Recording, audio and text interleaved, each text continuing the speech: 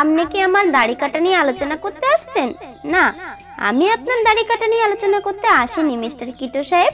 আমি যা বলবো সেটা শোনার জন্য আপনি আপনার অতি আধুনিক বউ কেটি বেগমকে নিয়ে রেডি হন। কি কইবেন ভাই? আপনার কেটি বেগমকে ডাকুন, দুজনকে একসাথেই বলে যাব। ভাই, আপনি ভিতরে আইসা কথা বলেন। মিস্টার কিটো সাহেব, আপনার বাসার ভিতরে আমি ঢুকবো না, কারণ আপনার বাসার বউ, থালা বাসন, পাতিল হাড়ি, আপনার বউয়ের শাড়ি চুড়ি, আপনার এই বিশাল পেটের ভুঁড়ি সবই আমার টাকায় করেছেন। আপনার ঘরে আমি কি করে ঢুকবো বলুন তো? আপনার কেটি বেগমকে ডাকুন। এদিকে আজ আসার সময় আমার ফোনটা নিয়ে এসেছিলাম, এই অবাধ্য ভিসাইটটা শুধু বেজেই যাচ্ছে। পকেট থেকে মোবাইল বের করে দেখলাম চাচা ফোন দিচ্ছেন আমার এই নাম্বারে।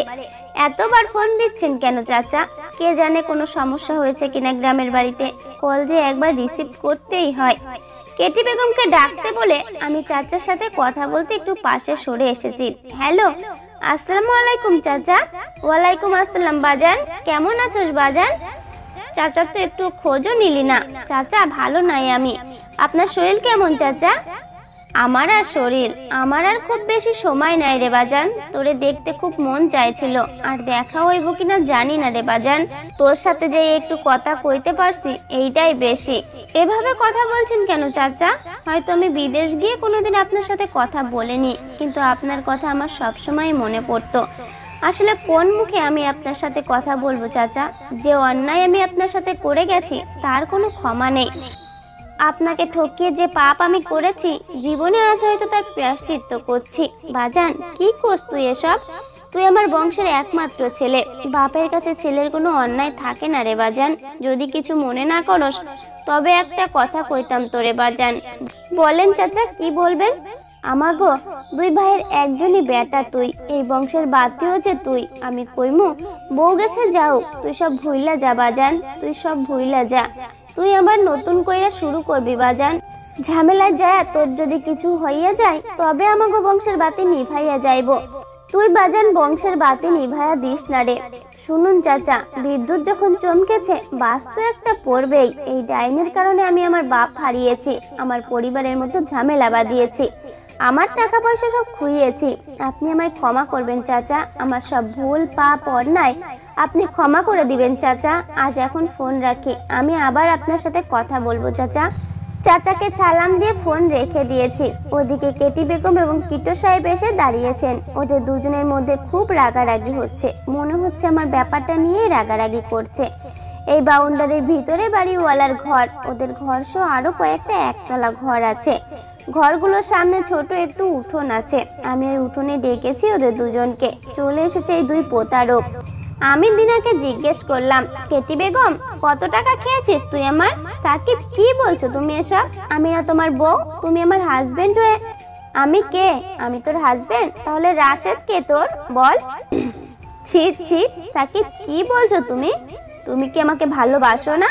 মেজাজ চরম গরম হয়ে যাচ্ছে আমার। চিৎকার করে বলে দিয়েছি, ভালোবাসা কোনো দরিয়ার পানি না যে যখন তখন যাকে তাকে ভালোবেসে ভিজিয়ে দেব। শোন কেটি বেগম, তুই আমার 27 লাখ টাকা খেয়েছিস। আমি ক্ষতিপূরণ আদায়ের জন্য তোর বিরুদ্ধে দেওয়ানি মামলা দেব। মিস্টার কিটো সাহেব, আপনিও শুনে রাখুন, ডিভোর্স না করে আপনি অন্যের স্ত্রীকে বিয়ে করেছেন, প্রতারণা করেছেন। আপনারা আমার সাথে, আপনাদের দুজনের বিরুদ্ধে প্রতারণার দায়ে আমি ফৌজদারি মামলা দেব। ভাই আমি জানতাম না যে ওই আমনের বউ। জানলে আমি ওরে বিয়ে করতাম না। আপনি আমার বিরুদ্ধে কোনো মামলা দিয়েন না ভাই।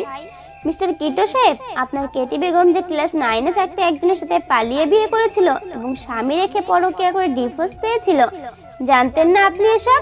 গ্রামে তো আপনাদের দুজনের ঘর পাশাপাশি। জানতেন না আপনি কেটি বেগমের পরকীয়ার কথা? জানতাম ওই ঘটনা, কিন্তু ওই যে আমনের বউ এইটা জানতাম না। ওই আমার কাছে কয় নাই যে ওর বিয়ে আছে। একদম মিথ্যা বলবেন না মিস্টার কিটো সাহেব। আপনি জানতেন যে কেটি বেগম পরকীয়া করে স্বামীর থেকে ডিভোর্স পেয়েছে, তারপরেও আপনি কিভাবে বিয়ে করলেন ওকে? আপনি জানেন না যে দুর্জনের সাথে বসবাস না করে বনবাসে গিয়ে থাকাও ভালো? ভাই, ওই আমার একদম গায়ে আইসা পড়েছে। আপনি ওরে নিয়ে যান, তবু আমারে মামলা দিয়েন না ভাই। আমি মনে হয় খাবারের গোডাউন দিয়েছি যে বাচ্চা সহ আপনার বউকে খাওয়াবো? মামলা তো আপনাকে ফেস করতেই হবে। দেখো সাকিব, তুমি কিভাবে আমার নামে মামলা দিবে? কেটি বেগম, তোর কচি কচি কথা বন্ধ কর। শুদ্ধ বলিস না তুই আমার সাথে। দুনিয়ার সবচেয়ে শুদ্ধ কথা বলিস তুই। তোর স্বামীকে একটু শুদ্ধ দেখাতে পারিস না? দেন ভাই, এই শুদ্ধ কথা কইয়াই ওই আমারে শেষ করছে। আমি জীবনে কারোর সাথে প্রতারণা করি নাই ভাই। জীবনে কারোর সাথে প্রতারণা করেননি মিস্টার কিটু সাহেব। আল্লাহর সাথে প্রতারণা করলেন কিভাবে? দাড়ি পাঞ্জাবি ছাড়লেন কিভাবে? ভাই, ওই খালি ভূমি অফিসের ব্যাডার লগে ফোনে কথা কয়। ওই কইছে আমি যদি স্মার্ট না হইতে পারি তাই বাচ্চা জন্ম হইলে আমাগরে থইয়া ওই ভূমি অফিসারের ব্যাডার লগে যাইবো গা। ভূমি অফিসারের ব্যাডার লগে যাইবো গা? কি বলছেন এসব? আপনার জন্যই বড় দুঃখ হচ্ছে মিস্টার কিটু সাহেব। দাড়ি পাঞ্জাবি খুলেও আপনি এখন বউ রাখতে পারছেন না। তুমি ওর কথা বিশ্বাস করো না সাকিব। আমি তোমাকে বেশি ভালোবাসি দেখে ওর হিংসে হচ্ছে। শোন কেটি বেগম, চরিত্রহীন মানুষের মিঠা কথার চেয়ে চরিত্রবান লোকের তেতো কথা অনেক মধুর। তোর সব কথাই আজ আমার কাছে বিষের মতো লাগছে। এত ভালোবাসিস তুই আমাকে? এত ভালোবাসা কই থাকে রে তোদের? কেটি বেগম, কিটু সাহেব, তোরা দুজনেই শুনে রাখ। আজ বৃহস্পতিবার চলে যাচ্ছে। আগামী রোববার তোদের বিরুদ্ধে কোর্টে মামলা করব। তুই চলে যাওয়াতে আমি খুশি হয়েছি কেটি বেগম, কারণ আমার জীবন থেকে একটা আবর্জনা চলে গেছে। না বুঝে না জেনে তোর মতো আবর্জনাকে আমি জীবনে জড়িয়েছিলাম।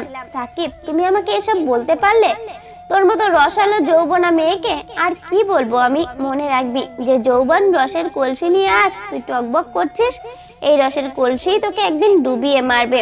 সাতক্ষীরা থেকে নিজের জেলার দিকে ফিরে যাচ্ছে। রাশেদ ছেলেটাকে খুব বেশি চালাক মনে হয়নি আমার। আমি শুদ্ধ বলা অতি আধুনিক কেটি বেগমই হয়তো রাশেদকে নষ্ট করেছে। জানি না এই কেটি বেগম আর কত মানুষকে ধোকা দেবে, কত মানুষের জীবন ওরা নষ্ট করবে তাও জানি না। আমি ভাবছি আজ কষ্টেরা, পাপেরা, ভুলেরা, মিথ্যেরা কেন বন্ধু হয়েছে আমার? সুখেরা, স্বপ্নেরা, সত্যেরা, সৌভাগ্যরা কেন ছুটি দিয়েছে এই আমায়? আজ কিছুই যে জানি না আমি। বাবা, সাকিব, সাকিব দরজা খোল বাবা। চিৎকার দিও না তো আম্মা, মাত্রই তো ভোর 6টা বাজে। সাকিব দরজা খোল বাবা। আম্মা প্লিজ ঘুমাতে দাও। দেখছো তো কাল কত রাতে সাতক্ষীরা থেকে এসে ঘুমিয়েছি। দরজা খোল বাবা। জোরে জোরে কড়া নেড়ে। আম্মা আর একটা ঘন্টা ঘুমাতে দাও না। বাবা দরজা খোল, আমাদের এখনই তো দাদা বাড়ি যেতে হবে। আমি ভাবছি কি এমন হয়েছে যে এখনই গ্রামে যেতে হবে। ভাবতে ভাবতে উঠে দরজা খুলে দিয়েছি। দরজা খুলতেই আম্মা চিৎকার দিয়ে কান্না শুরু করে দিয়েছে। কি হয়েছে আম্মা, কান্না করছো কেন? তোর চাচা সবুজ ভাই কান্নার জন্য আর কিছু বলতে পারছে না। আম্মা কি হয়েছে বলবা তো? তোর চাচাই আর নাই রে। আমি নিজের কানকে বিশ্বাস করতে পারছি না। গতকালও তো কথা বললাম চাচার সাথে। সাতক্ষীরায় বসে তখন প্রচন্ড ক্ষোভে ঠিকভাবে কথাও বলতে পারিনি চাচার সাথে। এখন আমি শুধু মাকে জিজ্ঞেস করছি, আম্মা কখন হলো এই ঘটনা? আম্মা বলল 15 মিনিট আগে। মাকে সাথে নিয়ে গ্রামের বাড়ি যাচ্ছি। বংশের একমাত্র ছেলে হিসেবে অনেক দায়িত্ব আজ আমার। আমি বিদেশ যাওয়ার পর দিন আব্বা মারা যান। বিদেশে থাকা অবস্থায় এই 2 বছর চাচা আমার বিপদ আপদে পাশে দাঁড়িয়েছিলেন। চাচার 3 মেয়ে, বড় মেয়ে বিথি আর আমি সমবয়সী। মেজো মেয়ে সাথী আমার সাথে 3 বছরের ছোট। চাচার ছোট মেয়ের নাম ইতি। আজ মনে পড়ছে অনেক কথা।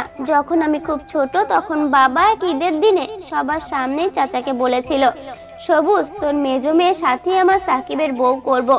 উত্তরে চাচা বলেছিল, ভাই তুমি চাইছো আর আমি কি না করতে পারবো? তোমার ছেলের বউ হবে সাথী।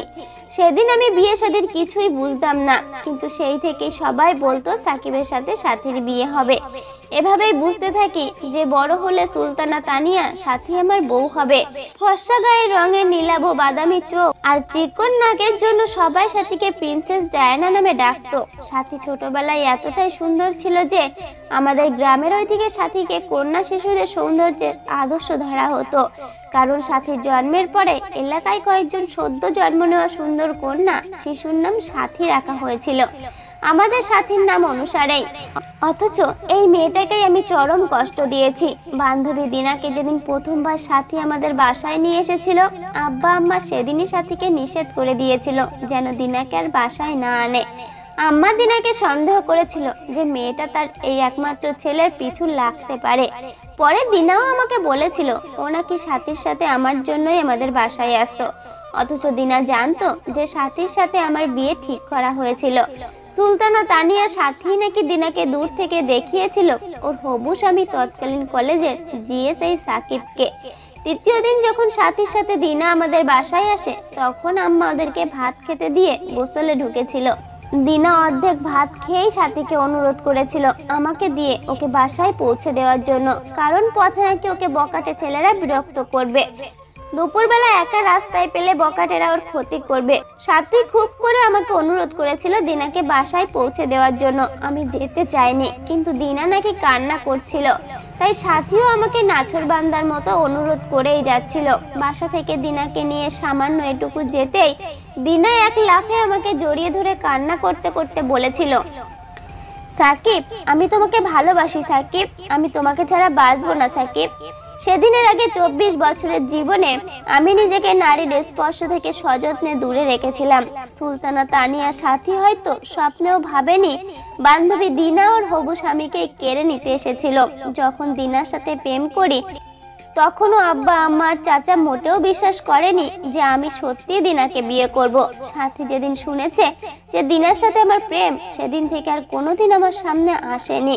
আমার বিয়েতেও চাচা ছাড়া ওদের ফ্যামিলি থেকে আর কেউ আসেনি। আমার বিয়ের পর দিন ইন্টারমিডিয়েট পড়ুয়া সাথীর ছোট বোন ইতি এক ছেলের সাথে পালিয়ে যায়। পালানোর আগে চিঠিতে লিখে রেখে গিয়েছিল সাকিব ভাই যেহেতু বিয়ে করে ফেলেছে সেহেতু সাথী আপুর মন ঠিক করে বিয়ে করতে অনেক বছর লাগবে। ইতি এতদিন অপেক্ষা করতে চায়নি নিজের বিয়ের জন্য, তাই পালিয়ে গিয়েছিল পছন্দের ছেলের সাথে। আমার প্রেম বিয়ের এই 3.5 বছরের অধ্যায়ে সাথী নিজেকে সযত্নে আড়াল করে রেখেছে আমার দৃষ্টি সীমা থেকে। সাথীর আজও বিয়ে হয়নি। আজ এই শোকের দিনে সাথীর সাথে আমার দেখা হবে, ক্ষমা তো একবার চাইতেই হবে ওর কাছে। আমি কোন মুখে গিয়ে দাঁড়াবো ওর সামনে?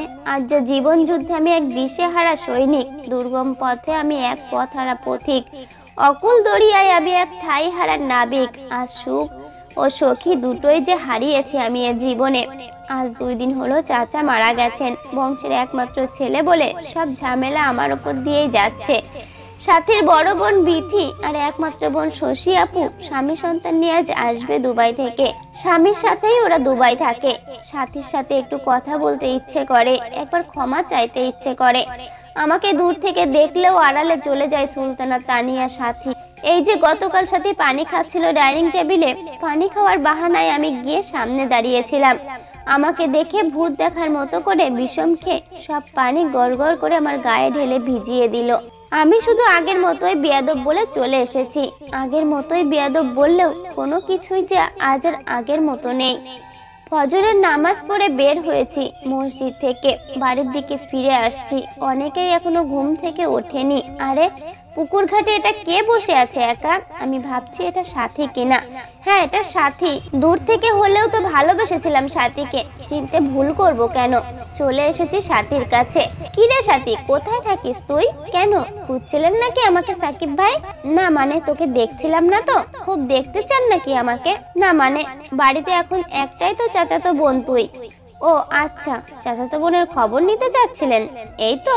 তা কেমন আছেন আপনি সাকিব ভাই? উপহাসের সুরে। দেখ সাথী, সকালবেলা মেজাজ খারাপ করিস না। সরি সাকিব ভাই, আমি শুধু জানতে চেয়েছিলাম আপনি কেমন আছেন। মেজাজ খারাপ হচ্ছে কেন আপনার? আমার কথা বাদ দে তো, তোর কথা বল। বিয়ে করছিস না কেন এখনো? কি ভাবছেন আপনি? আপনার জন্য অপেক্ষা করছি? আমি কখন বললাম এমন কথা? আমার প্রশ্নের সাথীর অভিমান মনে হয় কিছুটা কমেছে। কিছুটা লাজুক ভাবে বলল, 1.5-2 মাসের মধ্যে বিয়ে করার ইচ্ছে ছিল। এখন তো মনে হচ্ছে আর একটু দেরি হবে বিয়েতে। আমি বললাম, বিয়ে তাহলে ফিক্সড করা আছে? পছন্দের কেউ আছে নাকি তোর? হ্যাঁ আমি একজনকে ভালোবাসি সাকিব ভাই। তুই ভালোবাসতে জানিস সাথী? জানি, তবে আপনার মতো এমন কাউকে না যে ভালোবাসার মূল্য দিতে জানে না। আমি মন দিয়ে ভালোবাসতে জানি সাকিব ভাই, আপনার বউয়ের মতো শরীর দিয়ে নয়। চুপ কর বেয়াদব, ওই ডাইনির কথা তোকে কে টেনে আনতে বলেছে? চিৎকার করে সাথীকে বললাম। সরি সাকিব ভাই বলে সাথী চলে গেছে। ক্ষমাও চাওয়া হলো না আর সাথীর কাছে। সাথীকে দেখার পর থেকে বুকের ভিতর হাহাকার করছে আমার। জীবনের 24টা বসন্ত তো ওর অপেক্ষায় ছিলাম, দূর হতে হৃদয় দিয়ে ভালোবেসেছিলাম ওকে। দিনা নামক এক ঝড় এসে আজ আমাকে লন্ডভন্ড করে দিয়েছে। জীবনে যদি আবার বসন্ত আসতো তবে এই সাথীকেই আমি চাইতাম, কিন্তু আজ সাথীও যে একজনকে ভালোবাসে, আমার এই শূন্য হৃদয় যে আর পূর্ণ হবার নয়। এদিন যে আমার সবকিছু হারাবার, এ ক্ষণ যে শুধু শূন্যতার, এ লগন যে শুধু নিঃসঙ্গতার, এ মরু হৃদয় যে আজ ভালোবাসার তৃষ্ণাই করে শুধু হাহাকার। বাড়িতে ছড়াত নিয়ে এসে গেছে কাজ করতে। আমি জিজ্ঞেস করলাম, কি অবস্থা ছড়াত মিয়া? আমার অবস্থা ভালো। তাই সাকিব ভাই, শুনলাম ভাইজানের নাকি বউ গেছে গা। ছড়াত মিয়া প্রচন্ড রাগে মনে হচ্ছে ওনাকে মেরেই ফেলি। অবশ্য ওনাকে বলে কি হবে, সবাই তো এখন আমাকে নিয়ে হাসে, আর হাসবেই না কেন, আমি যে বড়ই কাপুরুষ, নিজের বউ রাখতে পারিনি। কতটা ধোকা যে আমি খেয়েছি কি করে বুঝবে সবাই। তাই আর বেশি কিছু বললাম না ছড়াত মিয়াকে, শুধু ধমক দিয়ে বললাম, আমার কথা বাদ দেন, আপনি কাজ শুরু করেন। এবার ছড়াত মিয়া বলল, তাই সাকিব ভাইজান, এদিন আমার মাইয়া দুইটার কথা আমদানে কইতে পারি নাই, আইসকা কইতাছি। আমার বড় মাইয়ার নাম অয়জে জিলাবি বেগম, ওই খালি প্যাঁচ লাগায়, এই কারণে ছোট মাইয়ার নামে আমি কিন্তু আর ভুল করি নাই, আর নাম রাখছি আলাপি বেগম। কিন্তু এখন ওই খালি বড় বড় আলাপ দিয়া ঝগড়া করে, আর ঝগড়ার আলাপ দিয়া বড় বইনের প্যাঁচ খোলাতে যায়। আমার মিলেনেরও আগে দুজনরে মিলাইয়া মিশাইয়া রাখতে পারে না। ছড়াত মিয়ার কোনো কথাই আমার মাথায় ঢুকছে না। আমার জানতে ইচ্ছে করছে সুলতানা তানিয়ার সাথে কাকে ভালোবাসে, কে সেই সৌভাগ্যবান, এই চাঁদ কার রাতের সাথী হবে। আজ আমি হারিয়েছি চাঁদ, হারিয়েছি চাঁদোয়া। সাথী আগের মতো মিষ্টি হেসে আমার সাথে কথা বলে না। আগে ধমক দিলেও লাজুক হেসে চলে যেত, এখন তো প্রায় আমাকেই ধমক দিচ্ছে। আর না দিয়েই বা কেন থাকবে, আমি যে অপরাধী, দোষী, পাপী। কিন্তু সাথী কাউকে ভালোবাসে, এটা শুনে আমার কষ্ট হচ্ছে কেন? কেন যন্ত্রণা হচ্ছে বুকে? আজ কেন এ বেদনা, কেন এ যন্ত্রণা? আমি আজ কিছুই জানি না। আমি যে কাউকে বলবো আমার হৃদয়ের কথা, আজ তাও পাচ্ছি না। আজ এ প্রহর যে মৌনতার, এ সময় যে শুধু নির্জনতার। গল্প আবার বসন্ত, কলমে সুলতানা তানি। গল্পের পরবর্তী অংশ আগামীকাল শেয়ার করা হবে। গল্পটি সম্পূর্ণ দেখার জন্য অসংখ্য ধন্যবাদ। আর গল্পটি আপনাদের কেমন লাগছে সবাই অবশ্যই কমেন্ট বক্সে আপনাদের মতামত জানাবেন কিন্তু।